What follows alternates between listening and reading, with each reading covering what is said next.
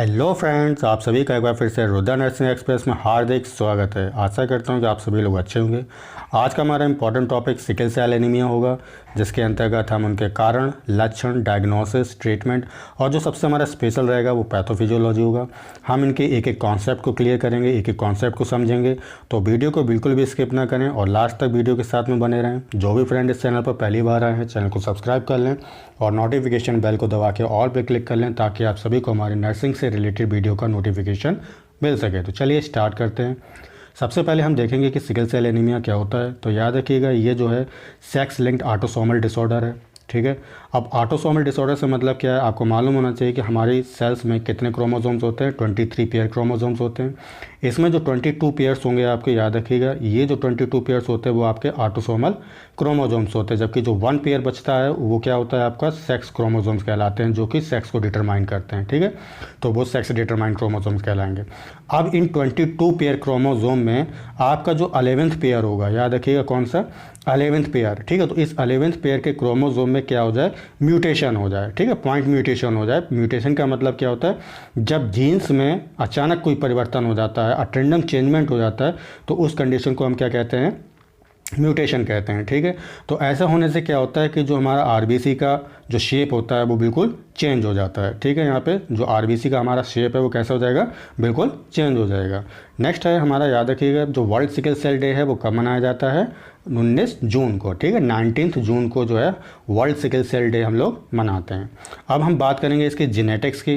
ठीक है, तो याद रखिएगा, यहाँ पे किसी भी हीमोग्लोबिन में या आरबीसी की जो सेल्स होती हैं, उसकी हीमोग्लोबिन में 2 प्रकार के जीन्स होते हैं। आपका एक याद रखिएगा, एबनॉर्मल हीमोग्लोबिन एस और नॉर्मल हीमोग्लोबिन ए। ठीक है, तो जब ये 2 जीन्स प्रेजेंट होते हैं तो उस केस को याद रखिएगा कि जो ऐसे पेशेंट होते हैं वो कैसे होंगे, आपके कैरियर की तरह काम करेंगे।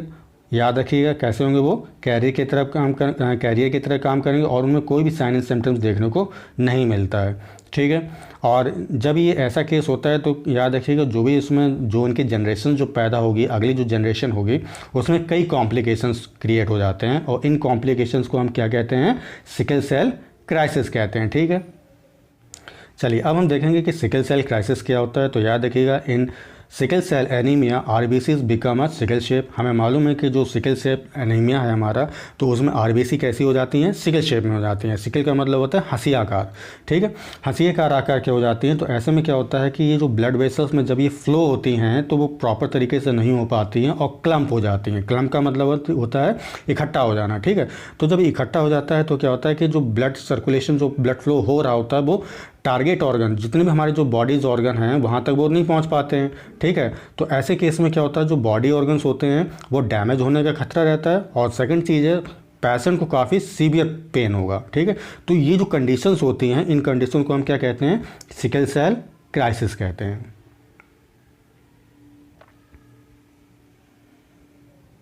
चलिए अब हम बात करेंगे कि जो हमारा जेनेटिक सिकल सेल एनीमिया होता है, उसकी हम जो है यहाँ पे इनहेरिटेंस के बारे में डिस्कशन करेंगे। कैसे जो है माँ बाप के जो लक्षण होते हैं, अगर माँ बाप हमारे कैरियर हैं, ठीक है, तो उस केस में जो उनकी संतानें जो होती हैं, तो उसमें इनका क्या परसेंटेज रहता है, कितनी हमारी जो संतान है वो हेल्दी होगी, कितनी जो है वो कैरियर वाली होगी और कितनी जो है हमारी आपके सिकल सेल एनीमिया से ग्रसित बच्चे होंगे। ठीक है, तो इसके अंतर्गत हम देखेंगे। तो सबसे पहले हमें देखना है कि जो आपके जो पेरेंट्स हैं, ठीक है, जैसे ये हमारे फादर हैं, ठीक है, ये हमारी मदर हैं।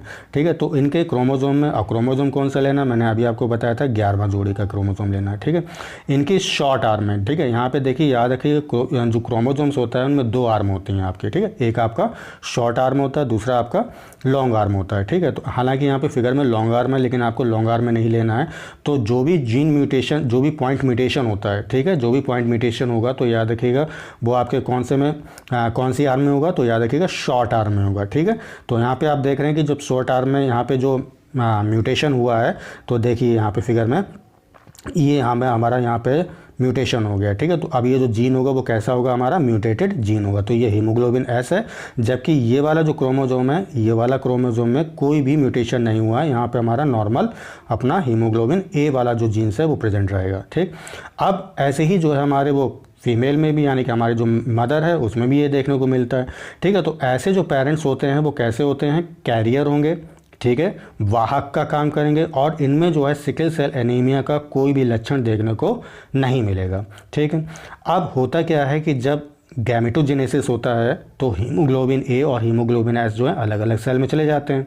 सेल कैसी हो जाती है हमारी, हैप्लॉइड हो जाती है। ठीक है, अब जो है हम इसमें फर्टिलाइजेशन करवाते हैं।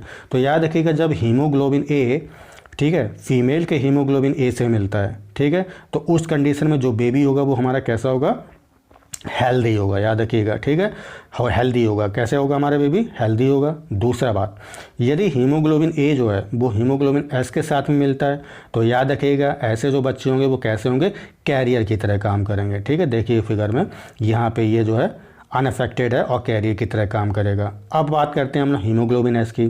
तो जो फादर का हीमोग्लोबिन एस है अगर वो मदर के हीमोग्लोबिन एस से मिलता है तो याद रखिएगा इस केस में आपका जो बच्चा होगा वो अफेक्टेड होगा। ठीक है, उसको जो है सिकल सेल एनीमिया होगा।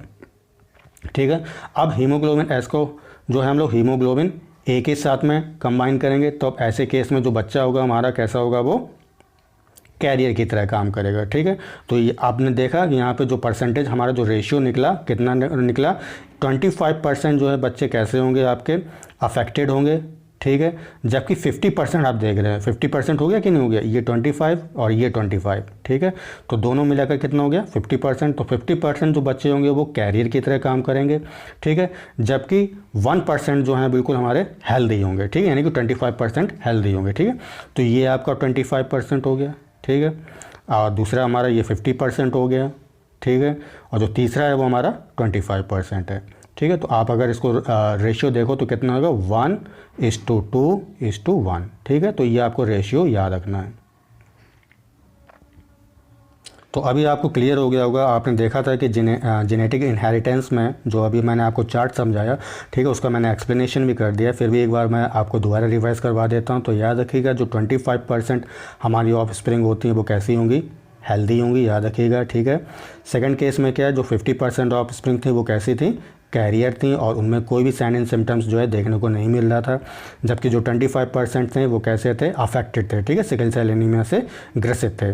ठीक है, तो आपको ये याद रखना है, ये हमारी डिजीज़ वाली होगी। ठीक, तो sickle cell anaemia sickle cell anaemia के केस में क्या होता है, जो आरबीसी की लाइफ होती है वो कितनी होती है, 20 डेज़ होती है। जबकि हम जानते हैं कि एक हमारी हेल्दी आरबीसी जो होती है, नॉर्मल आरबीसी होती है, उसका लाइफ स्पान कितना होता है, 120 डेज़ होगा। लेकिन आपको जो सिकल सेल एनीमिया में आरबीसी का जो लाइफ स्पान होता है, याद रखिएगा वहाँ पर कितना होता है, 20 डेज़ होता है। चलिए अब हम बात करेंगे कि जो हमारे सिकल सेल क्राइसिस होते हैं उनके क्या टाइप्स होते हैं। तो याद रखिए टाइप्स के अंतर्गत जो है हम लोग साइन एंड सिम्टम की यहाँ बात करेंगे। ठीक है, तो सबसे पहला हमारा क्या है, वैसोऑक्यूलेसिस। ठीक है, तो ऐसे केस में क्या होता है, पेशेंट को फीवर होगा। ठीक है, आपका पेन रहेगा, हाथ पैरों में आपके सूजन बनी रहेगी। ठीक है, RBC sticking together blocking blood flow which can lead to decrease circulation to the organs. ठीक है, अभी मैंने आपको समझाया भी था कि होता क्या है कि जो हमारी आरबीसी होती है उनका शेप कैसा हो गया, यहाँ पे सिकल शेप में हो गया। और जब ये हंसी आकार की मतलब हंसी के आकार की हो जाती हैं तो उस केस में क्या होता है, जब ये ब्लड वेसल्स में फ़्लो होती हैं आरबीसी, ठीक है, तो वो प्रॉपर तरीके से फ़्लो नहीं हो पाती हैं और धीरे धीरे क्या होती रहती है, क्लम्प होती रहती हैं। ठीक है, क्लम्प का मतलब क्या होता है, इकट्ठा होना। ठीक है, तो इकट्ठे धीरे धीरे होती रहती हैं। तो ऐसे में क्या होता है, जो ब्लड का फ़्लो होता है वो प्रॉपर तरीके से नहीं हो पाता है और हमारे जो बॉडी ऑर्गन्स हैं उनको ब्लड जो है प्रॉपर तरीके से नहीं मिल पाता है। ठीक है, तो हो सकता है कि यहाँ पे जो आपके बॉडी ऑर्गन्स हैं वो डैमेज हो जाएं। और दूसरी बात याद रखिएगा, इसमें जो है पेशेंट को काफ़ी सीवियर पेन भी होता है, बहुत तीखा दर्द भी होता है। ठीक है, तो अब हम वैसोऑक्यूलेसिस के अंतर्गत जो है क्या क्या साइन एंड सिम्टम्स हैं वो देखेंगे। तो याद रखिएगा ऐसे केस में जब आपके टारगेट ऑर्गन यानी कि जो भी वाइटल्स ऑर्गन्स हैं उनको ब्लड सप्लाई नहीं हो पा रही है। ठीक है, तो मैंने अभी आपको बताया कि यहाँ पे जो हमारे वाइटल ऑर्गन्स हैं वो कैसे हो सकते हैं, डैमेज हो सकते हैं। तो देखिए क्या क्या है।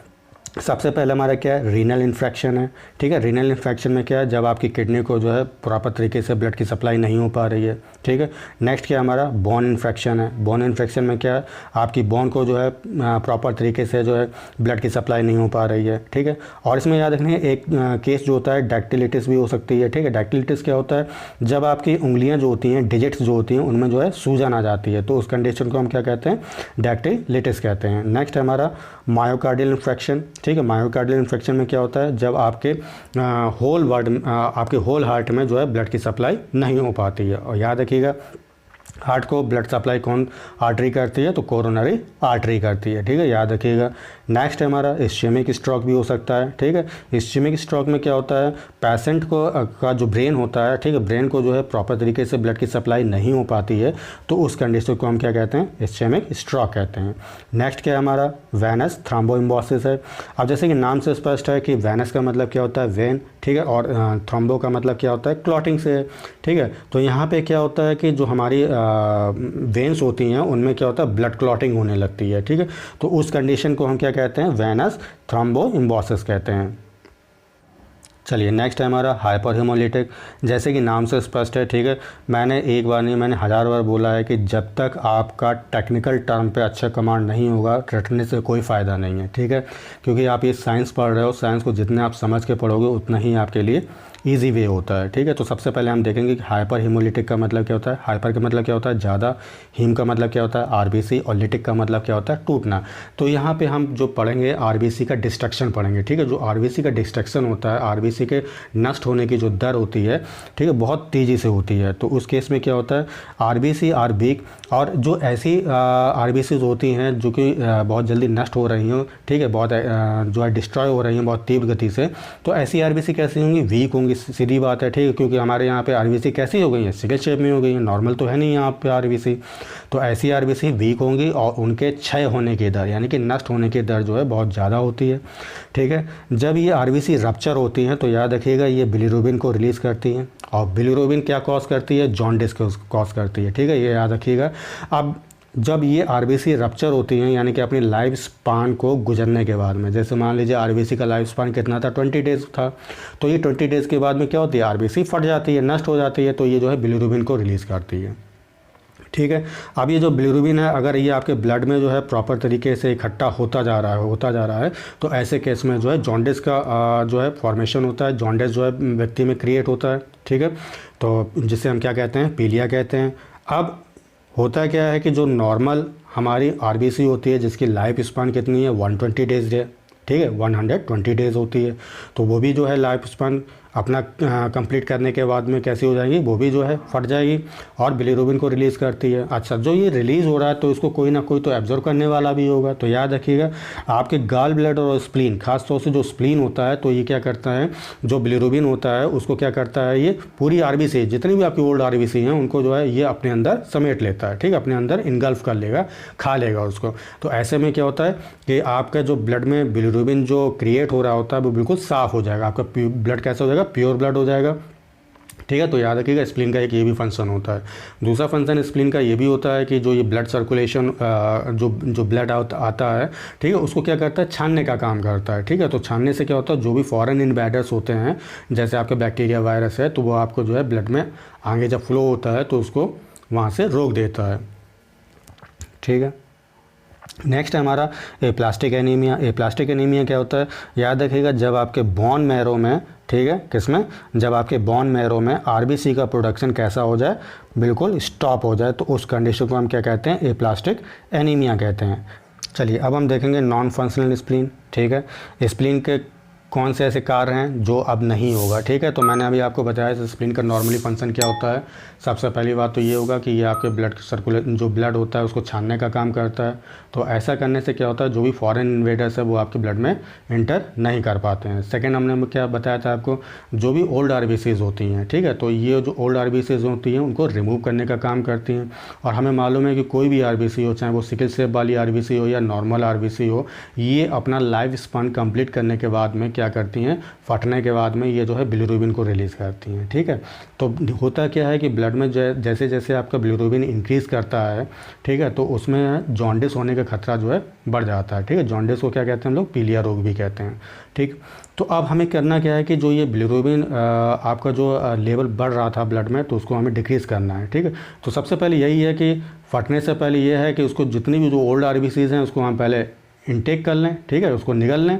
तो जब निगल लेंगे तो क्या होगा, आपके ब्लड में जो बिलीरुबिन बढ़ रहा होता है वो बिल्कुल स्टॉप हो जाएगा, ठीक है। तो ये जो है स्प्लीन के फंक्शंस होते हैं। अब यहाँ पे क्या होता है कि यहाँ पे जो है स्प्लीन अपने प्रॉपर तरीके से काम नहीं कर पा रहा है। तो क्यों नहीं काम कर पा रहा है, तो होता क्या है यहाँ पे जो आपकी स्प्लीन होती है उस स्प्लीन में क्या होती है, जो ये सिकल सेल वाली आरबीसीज होती हैं वो इकट्ठा होने लगती हैं, ठीक है, क्लम्प हो जाती है वहाँ पे। तो होता क्या है कि जो स्प्लीन का साइज़ है वो इनलार्ज हो जाता है, वहाँ पे बड़ा हो जाता है साइज़ है, ठीक है, उनमें सूजन आ जाती है। तो ऐसे केस में क्या होता है, स्प्लीन जो है अपना प्रॉपर तरीके से काम नहीं कर पाता है, ठीक है। चलिए अब हम बात करते हैं कॉम्प्लिकेशंस की, क्या क्या इसकी जटिलताएं हो सकती हैं आगे चल के। तो पहला है आपका हार्ट डिजीज़। हार्ट डिजीज़ में आपको क्या क्या हो सकता है, हार्ट अटैक हो सकता है, हार्ट फेलियर है, इरेगुलर हार्ट बीट है जिसे एरिथमिया भी कहते हैं, याद रखिएगा। नेक्स्ट क्या है हमारा सिकल चेस्ट सिंड्रोम है। तो सिकल चेस्ट सिंड्रोम में क्या क्या साइन एंड सिम्टम देखने को मिलेंगे, चेस्ट पेन है, कफ है, स्पूटम, फीवर, ठीक है, शॉर्टनेस ऑफ ब्रीथ, आपकी जो सांसें हैं वो छोटी हो जाएंगी, ठीक है, लो ब्लड प्रेशर, ऑक्सीजन, ठीक है, ऑक्सीजन में जो है आपका ब्लड में जो ऑक्सीजन का लेवल है वो कैसा हो जाएगा, डिक्रीज हो जाएगा, ठीक है। नेक्स्ट क्या हमारा लंग डिजीज़ है, ठीक है। चलिए नेक्स्ट हमारा प्रियापिज्म, ठीक है। तो ये एक ऐसी कंडीशन होती है, कब कंडीशन क्रिएट होगी, तो याद रखिएगा जब ड्यूरिंग सेक्स क्या होता है, सेक्स के दौरान जब व्यक्ति में इजैकुलेशन यानी कि मेल पेशेंट में, जो हमारा मेल पेशेंट है उसमें इजैकुलेशन कैसा होता हो, बिल्कुल बहुत मतलब जो है दर्द युक्त होता हो, पेनफुल होता हो इजेक्शन, और लॉन्ग लास्टिंग होता है। लॉन्ग लास्टिंग से मतलब है काफ़ी देर बाद जो है यहाँ पे आपका इजैकुलेशन होगा, और कैसा होता है वो इजैकुलेशन, पेनफुल होगा, ठीक है। तो इस कंडीशन में क्या होती है कि जो आपकी पेनिस की जो ब्लड वेसल्स होती हैं यहाँ पे डैमेज होने का उसका खतरा बना रहता है, ठीक है, डैमेज हो सकती हैं वहाँ पे। और ऐसे केस में जो मेल पेशेंट होते हैं वो इम्पोर्टेंसी से ग्रसित हो जाते हैं। इम्पोर्टेंसी से मतलब यहाँ पे क्या है, नपुंसकता से, ठीक है। ऐसे इंडिविजुअल जिनमें जो है फर्टिलिटी की क्षमता ख़त्म हो जाती है, ठीक है, तो उसको हम क्या कहते हैं, इम्पोर्टेंसी कहते हैं। नेक्स्ट है हमारा गाल स्टोन या कॉलीलिथेसिस, ठीक है। गाल स्टोन होने का खतरा रह सकता है। ऑर्गन डैमेज, जैसे कि अभी मैंने आपको बताया था जितने हमारे जो वाइटल ऑर्गन्स हैं खास तौर से वो डैमेज होने का खतरा रहता है, जैसे लीवर है, किडनी है, आपकी स्प्लीन है, हार्ट है, लंग्स है, ठीक है। नेक्स्ट क्या है प्रेगनेंसी रिलेटेड। तो याद रखिए प्रेगनेंसी, अगर कोई हमारी वुमेन जो है प्रेग्नेंट है और सिकल सेल एनीमिया से ग्रसित है तो याद रखिएगा उस केस में आपको हाई ब्लड प्रेशर, ठीक है, ब्लड क्लॉटिंग, मिसकैरेज, ठीक है, प्री मैच्योर बर्थ और अंडर बर्थ बेबीज़ देखने को मिलते हैं। चलिए अब हम बात करते हैं डायग्नोसिस के, किस प्रकार जो है इसका आप डायग्नोसिस करेंगे। तो सबसे पहला है ब्लड काउंट करके। ब्लड काउंट में क्या देखते हैं हम लोग, याद रखने का haemoglobin level in the blood, ठीक है, ब्लड में जो है हीमोग्लोबिन के लेवल को हम लोग यहाँ पे चेक करते हैं, ठीक है। नेक्स्ट हमारा क्या है इलेक्ट्रोफोरेसिस, ठीक है। तो इलेक्ट्रोफोरेसिस में क्या होता है कि जो हीमोग्लोबिन के डिफरेंट टाइप्स हैं, ठीक है, हीमोग्लोबिन के डिफरेंट टाइप्स का हम लोग यहाँ पे मेजरमेंट करेंगे, ठीक है, याद रखिएगा। नेक्स्ट क्या है हमारा ब्लड फिल्म। तो ब्लड फिल्म का काम क्या होता है, जो आरबीसी का यहाँ पे शेप है उसको हम डिटरमाइन करते हैं किसके द्वारा, ब्लड फिल्म के द्वारा, ठीक है। नेक्स्ट क्या हमारा सिकल सॉल्युबिलिटी टेस्ट। जो सिकल सॉल्युबिलिटी टेस्ट होता है वो ये डिटरमाइन करता है आपका in presence of haemoglobin S, ठीक है। तो ये जो सिकल सॉल्युबिलिटी टेस्ट होता है ये हीमोग्लोबिन एस की उपस्थिति या अनुपस्थिति को जो है डिटेक्ट करती है। चलिए अब हम ट्रीटमेंट की बात करते हैं। तो देखिए चूँकि ये सिकल सेल डिजीज़ जो आपके सिकल सेल जो एनीमिया होती है ये कैसी है, एक जेनेटिक डिसऑर्डर है, तो उसका कम्प्लीटली जो है हम लोग ट्रीटमेंट नहीं कर सकते। हाँ ये ज़रूर है कि इसकी सीवियरिटी को या इनके जो साइन एंड सिम्टम्स या जो लक्षण हैं उनको हम कम ज़रूर कर सकते हैं। तो कुछ ऐसी टेक्निक्स हैं जिनके द्वारा जो है हम लोग सिकल सेल डिजीज़ को कम कर सकते हैं। तो सबसे पहला हमारा क्या है रिहाइड्रेशन टेक्निक। तो याद रखिएगा डिहाइड्रेशन, अगर किसी व्यक्ति में पानी की कमी है, ठीक है, डिहाइड्रेशन का व्यक्ति शिकार है, तो ऐसे केस में जो आरबीसी होती हैं वो याद रखिएगा डिफॉर्म हो सकती हैं, ठीक है। तो डिफॉर्म होने से बचने के लिए क्या करोगे आप, सीधी बात है आप व्यक्ति को जो है उसको ज़्यादा से ज़्यादा पानी लेने के लिए प्रमोट करोगे, ठीक है। तो जितना आपकी बॉडी के अंदर पानी होगा तो वैसे ही हमारी आरबीसी जो है उसका जो शेप है वो मेंटेन बना रहेगा। नेक्स्ट क्या है हमारा ब्लड ट्रांसफ्यूजन, ठीक है। ब्लड ट्रांसफ्यूजन के द्वारा भी जो है आप किसी भी हेल्दी व्यक्ति का, जब हम ब्लड को किसी सिकल सेल एनीमिया वाले जो व्यक्ति को अगर ब्लड आप ट्रांसफ़र करते हैं तो ऐसे में क्या होता है कि जो आपका डिजीज़ वाला जो पेशेंट है उसमें हेल्दी आरबीसीज़ का फॉर्मेशन धीरे धीरे बनने लगता है, ठीक है, धीरे धीरे इंक्रीज़ करने लगता है, ठीक है। तो ये ब्लड ट्रांसफ्यूजन के अंतर्गत होता है। नेक्स्ट हमारा सप्लीमेंटल ऑक्सीजन, ठीक है। आपको मैंने भी बताया था कि ब्लड में क्या होता है, यहाँ पे ऑक्सीजन लेवल जो है कम होने लगता है, तो ऐसे केस में क्या होता है, हमें ऑक्सीजन यहाँ पे पेशेंट को हम लोग सप्लाई करते हैं बाया मास्क के थ्रू, ठीक है।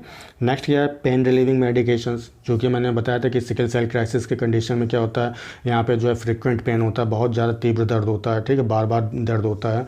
तो इस दर्द से निजात दिलाने के लिए आप क्या करेंगे, पेन किलर का यूज़ करेंगे, ठीक है। नेक्स्ट हमारा बोन मैरो ट्रांसप्लांट। तो बोन मैरो ट्रांसप्लांट को जो हम लोग स्टेम सेल ट्रांसप्लांट के नाम से भी जानते हैं। इसमें क्या होता है, किसी भी स्वस्थ व्यक्ति का, ठीक है, बोन मैरो लेके जो आपका इन्फेक्टेड पर्सन है उसको हम ट्रांसप्लांट कर देते हैं। और जो भी आपका हेल्दी व्यक्ति है, याद रखिएगा वो हेल्दी व्यक्ति कैसा होना चाहिए, आपके परिवार से संबंधित होना चाहिए, ठीक है, आपका सिबलिंग होना चाहिए, ठीक है। तो ऐसे केस में क्या होता है कि जब हम ट्रांसप्लांट कर देते हैं बोन मैरो को, तो जो भी सिम्टम्स, सीवियर सिम्टम्स जो पेशेंट में थे वो कैसे हो जाएंगे, धीरे धीरे कम होने लग जाएंगे। नेक्स्ट है हमारा हाइड्रोक्सी यूरिया, ठीक है। तो हाइड्रोक्सी यूरिया का काम क्या होता है, जो फ्रिक्वेंट आपका जो क्या नाम पेनफुल क्राइसिस जो बार बार हो रहे हैं, ठीक है, तो ये उसको रिड्यूस कर देता है, ठीक है। तो ऐसा करने के बाद में क्या होता है कि आपका जो ब्लड ट्रांसफ्यूजन जो हम करवाते हैं तो वो उसका चांसेस कम हो जाते हैं, ठीक है। तो कोई ज़रूरत नहीं पड़ती है ब्लड ट्रांसफ्यूजन करवाने की, ठीक है। नेक्स्ट क्या है हमारा एल ग्लूटामिन ओरल पाउडर, ठीक है। तो एल ग्लूटामिन ओरल पाउडर, उसका काम क्या होता है, reduce the frequency of painful crisis, ठीक है। इसका भी वही काम होता है कि जो पेनफुल क्राइसिस, जो बार बार पेनफुल क्राइसिस आपको होते हैं, उसको क्या करेगा, रिड्यूस करने का काम करेगा। नेक्स्ट है हमारा इम्यूनाइजेशन। ये तो है ही हमेशा इंपॉर्टेंट, ठीक है। जितने भी कभी भी जो भी हमारे बेबीज़ होते हैं तो उनको संपूर्ण टीके लगाने चाहिए, जिससे कि ऐसी बीमारियों से हम लोग बच सकें, ठीक। चलिए नेक्स्ट हमारा वॉक्सीलोटर, ठीक है। Prevent RBCs with abnormal haemoglobin from becoming sickle cell, ठीक है। तो यहाँ पे क्या होगा, जो आपकी आरबीसी जो है, जो आपकी हेल्दी आरबीसी है, उस हेल्दी आरबीसी को सिकल शेल, ठीक है, सिकल शेप आरबीसी में बदलने से उसको रोकेगा, ठीक है। नेक्स्ट हमारा है क्राइजेनलीजुमैब, ठीक है। तो ये जो ड्रग होता है, इसका काम क्या होता है, ये जो ड्रग है इंजेक्शन के थ्रू देते हैं, can help the reduce the frequency of pain crisis in adults and childrens older than 16, ठीक है। तो ऐसे व्यक्ति जो आपका 16 साल या 16 साल से ऊपर जो एडल्ट होते हैं, उनको जो है हम लोग ये क्राइजेनलीजुमैब जो है इंजेक्शन देते हैं, याद रखिएगा। और बच्चों को ये इंजेक्शन हम लोग नहीं देंगे, ठीक, ये भी याद रखिएगा। तो इसका काम क्या होता है, इसका काम भी वही होता है, जो पेनफुल क्राइसिस, जो बार बार पेनफुल क्राइसिस आपको हो रहे होते हैं, उसको ये रिड्यूस करता है। चलिए अब हमारा जो इम्पॉर्टेंट टॉपिक आया है, क्या है, पैथोफिजियोलॉजी। तो पैथोफिजियोलॉजी को समझने से पहले कुछ हम हीमोग्लोबिन के स्ट्रक्चर के बारे में आपको बताएंगे, ठीक है। तो याद रखिएगा कि अगर हम नॉर्मल एडल्ट की बात करते हैं तो आपको हीमोग्लोबिन जो है कितना रेंज मिलता है देखने को, नॉर्मल हीमोग्लोबिन तो 12 से 20 ग्राम प्रति डेसीलीटर, ठीक है। यानी कि 1 डेसीलीटर ब्लड में आपको कितने हीमोग्लोबिन मिल जाएगा, कितने ग्राम मिलेगा, तो 12 से 20, ठीक है, 12 से 20 ग्राम जो है आपको हीमोग्लोबिन देखने को मिल जाएगा, ठीक। ये देखा गया है कि जनरली जो मेल्स होते हैं वो फीमेल की तुलना में उनमें आरबीसी क्या नाम आपका जो हीमोग्लोबिन होता है वो ज़्यादा होता है, ठीक है। तो मेल में कितना होता है, याद रखिएगा 13.5 से 17.5 ग्राम प्रति डेसीलीटर आपको जो है हीमोग्लोबिन देखने को मिलेगा, ठीक है। जबकि फीमेल के केस में क्या है, 12 से 15.5 ग्राम पर डीएल जो है हीमोग्लोबिन पाया जाता है, ठीक है। मैक्स प्रूस ऐसे पहले जो है वैज्ञानिक थे जिन्होंने हीमोग्लोबिन का मॉलिक्यूलर स्ट्रक्चर दिया था। कब दिया था, याद रखिएगा 1959 में दिया था, ठीक है। उन्होंने बताया कि जो है इसमें 4 चेन्स होती हैं, ठीक है, 4 पॉलीपेप्टाइड चेन्स होती हैं, जिसमें 2 अल्फा चेन्स होंगी और 2 आपकी बीटा चेन्स होती हैं, ठीक है।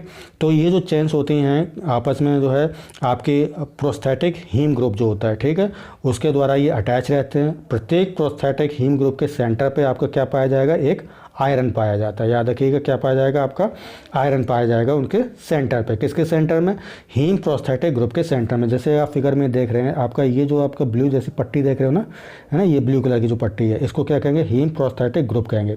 और ये आप जो रेड कलर के देख रहे हो बिल्कुल बीचों बीच, ये क्या है, आपको आयरन को डिनोट करेगा, ठीक है। अल्फा पॉलीपेप्टाइड चेन में आपको कितने अमीनो एसिड देखने को मिलेंगे, तो याद रखिएगा 141 अमीनो एसिड होते हैं। जबकि हमारी जो बीटा चेन होती है उसमें कितने होते हैं, 146 अमीनो एसिड होते हैं, ठीक है। याद रखिएगा दोनों ही इंपॉर्टेंट हैं। चलिए अब हम बात करते हैं पैथोफिजियोलॉजी को, ठीक है। तो आपने एक बार हीमोग्लोबिन के स्ट्रक्चर को अच्छे तरह समझ लिया है तो पैथोफिजियोलॉजी को समझने में कोई दिक्कत नहीं होगी, ठीक है। देखिए यहाँ पे हम बात कर रहे हैं नॉर्मल हीमोग्लोबिन की, ठीक है, ये उसकी बीटा चेन है। तो बीटा चेन के 6th पोजीशन में देखिए यहाँ पे स्टार्टिंग से ये आपका 1 हो गया, ये 2 हो गया, ये 3, 4, 5 और 6 पोजीशन। ठीक है, तो ये जो 6 पोजीशन है आप यहाँ पे देख रहे हैं, 3 आपके जो हैं नाइट्रोजन स्पेस है, आपके गुआनिन, एडिनोसिन और गुआनिन है। ठीक है, तो ये जो ट्रायड है यानी कि 3 जीनों का जो ग्रुप होता है उसको हम क्या कहते हैं, ट्रायड कहते हैं। और ये जो ट्रायड होता है वो कौन से अमीनो एसिड को रिप्रेजेंट करेगा, तो याद रखिएगा ग्लूटामिक अमीनो एसिड। ठीक है, अब इस ग्लूटामिक अमीनो एसिड का जो बीच वाला जो ए है, इस एडिनोसिन को अगर जो है हम रिप्लेस कर दें यानी कि म्यूटेशन कर दें, यहाँ पे पॉइंट म्यूटेशन कर दें और उसकी जगह यू ला दें, ठीक है, तो आपकी कैसी हो जाएगी, यहाँ पे हीमोग्लोबिन कैसा हो जाएगा, आपका एबनॉर्मल हो जाएगा। कैसा हो जाएगा, एबनॉर्मल हो जाएगा और सिकल शेप में हो जाएगा। ठीक है, याद रखिएगा। तो यहाँ पे हमने क्या किया, ए को हटा के हमने यू ला दिया, तो हमारा जो ट्रायड है अब कैसा हो गया, गुआनिन, यूरेसिल और गुआनिन हो गया है। ट्रायड चेंज हो गया है, तो जब ट्रायड चेंज हो गया तो आपका जो एमिनो एसिड है वो भी चेंज हो जाएगा। तो ग्लूटामिन की जगह क्या हो जाएगा आपका, अब वैलिन हो जाएगा। क्या हो जाएगा, वैलिन हो जाएगा। ठीक है, तो ये होती है आपकी पैथोफिजियोलॉजी।